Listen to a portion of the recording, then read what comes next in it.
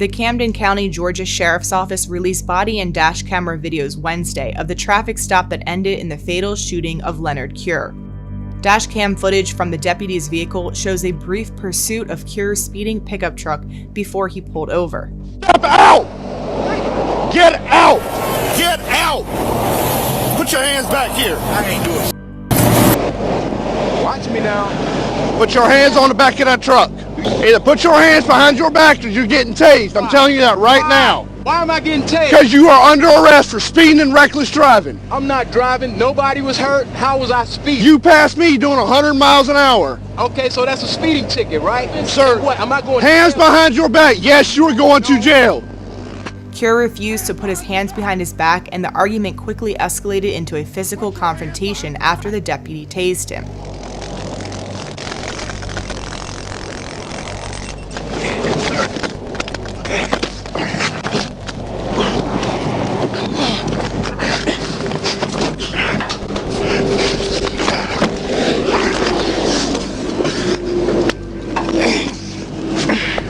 Yep. Yep.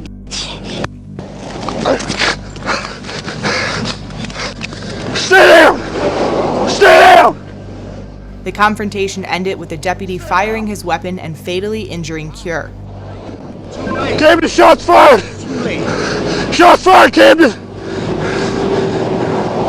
Stay down! Do not get up!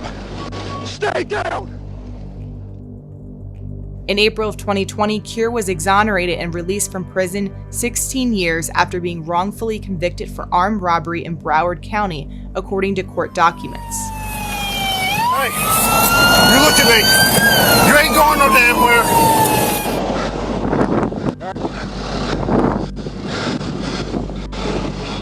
The Georgia Bureau of Investigation said it will conduct an independent investigation of Monday's shooting and turn its findings over to the Brunswick Judicial Circuit District Attorney's Office for review.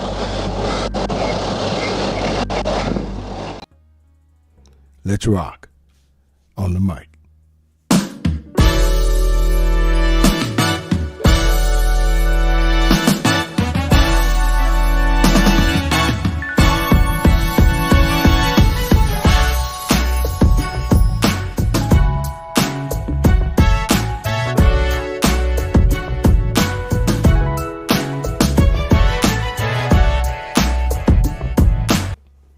What's up, everybody, and you are listening to the best of the Media Mike Radio Show. I'm your host, the Media Mike Speaks, where we are the voice of the everyday citizen. The time is now 23 minutes past the hour here in the Lone Star State, so let's get to it before it's too late. All right, good people. This has been buzzing around the country here, and I wanted to share some light on this because this goes both ways, and it could have ended differently. But it didn't. So I'm going to try to be unbiased here. So let's take a look here. As you saw in the video, what happened, which was a tragedy. And this is starting to happen a bit too often here. African-American, overzealous cop, Caucasian, or African-American police officers, so. As you saw in the video, yeah, we had a struggle, we had a situation. But I want to bring to you the attention of Mr. Leonard Cure. Now, just in case you didn't know about Mr. Cure, he spent 16 years in prison for a crime he did not commit. Yeah.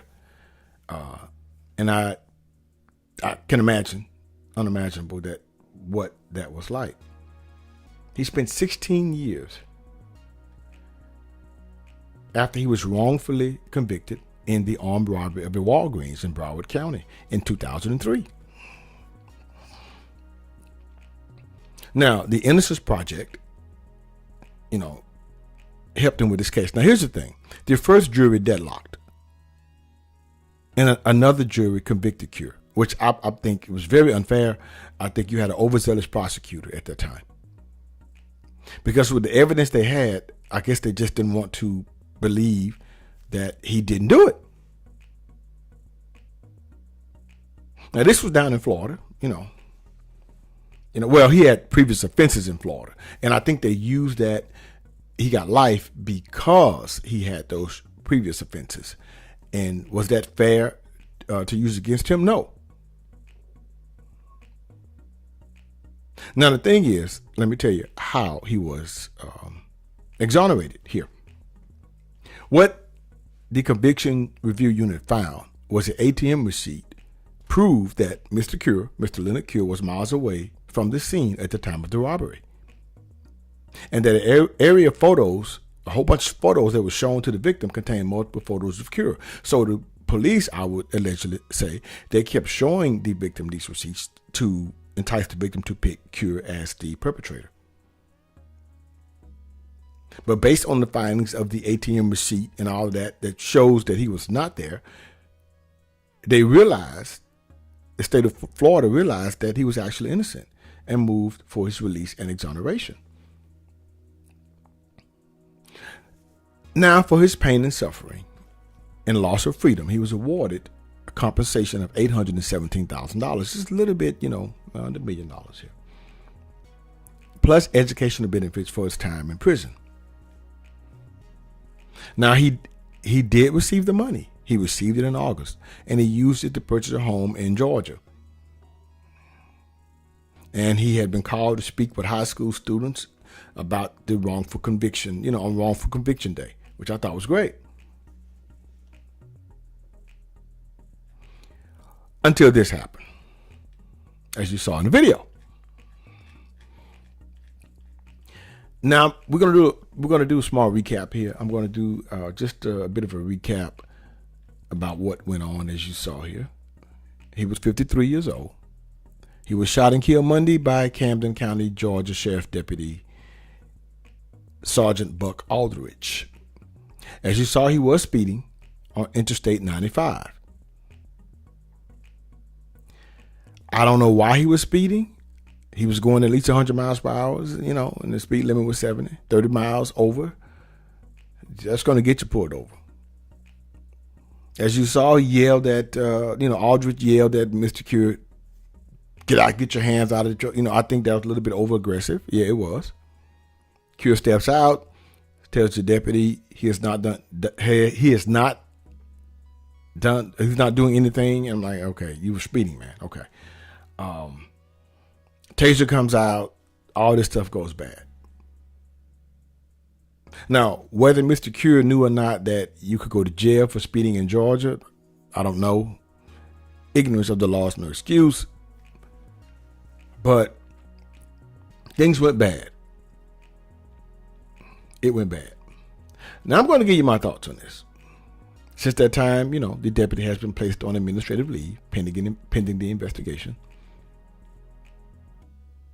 As you saw, Mr. Crump, he says his time in prison, most likely he suffered from post-traumatic stress disorder, and it likely sparked when Aldrich told him he was going to be arrested in jail. Something was clearly wrong in this situation. I watched it extensively. Something was wrong here.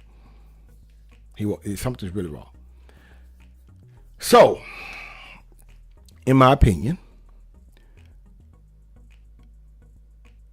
Mr. Cure, the victim, it seems that something was wrong.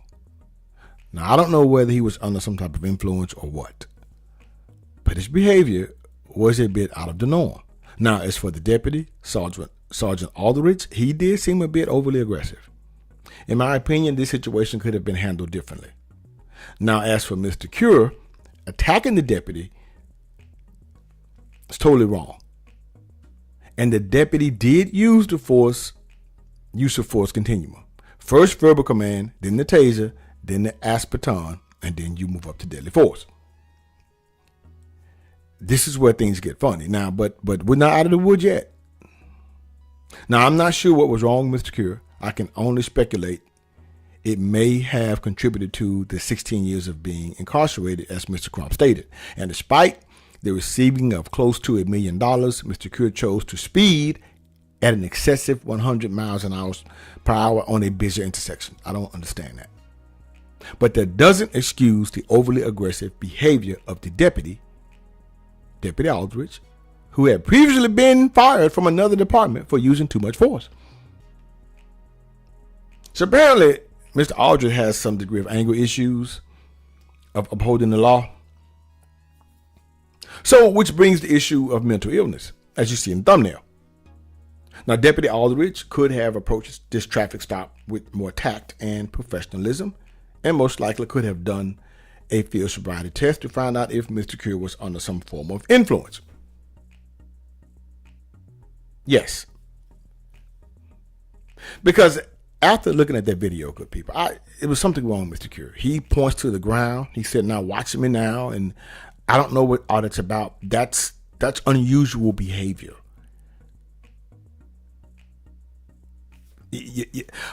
If I had to guess, my professional opinion, he was under some type of influence. Now, I don't know what's going to happen with the toxicology report. I don't know. I could be wrong.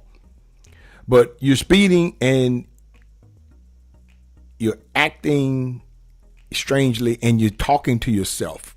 You're pointing to the ground saying, "Watch me." It's I don't know. If it was flashbacks from prison, I don't know. But that's not normal. Now, as far as Deputy Aldridge, he could have saw that and said something is not right. "You okay, sir?" He could have said, "Are you all right? You have anything to drink?" And he could have called for backup. Said, "Yeah, this is not, something's a little off here. Step over this side here out of the traffic." He could have done things that way. But he didn't. It wasn't until after Mr. Cure was tased is where he became overly aggressive. Now, was Mr. Cure wrong saying he was not going to jail? He was not going to, you can't say that. You're not in control at this point. But it's sad that after all Mr. Cure endured, due to his wrongfully being convicted, it seems that he could not escape the mental bondage that continued to imprison him. Allegedly, that is. Either way, it wound up costing him his life. Give me your thoughts on this, good people. Let me know what you think about this. Until next time, this is your guy, Mr. Educator, Mr. Communicator, Mr. Free Thinker. Subscribe, share, and like to keep me rocking on the mic. Have a good night. Understand you soon, it won't be long. Keep on, keep running.